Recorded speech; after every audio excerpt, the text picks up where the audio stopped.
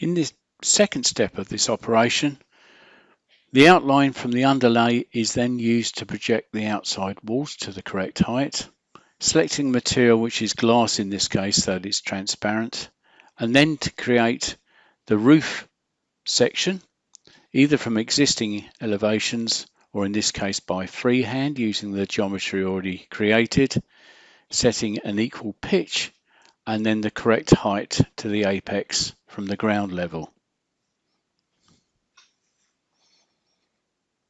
The roof sketch is then extruded to the length of the building.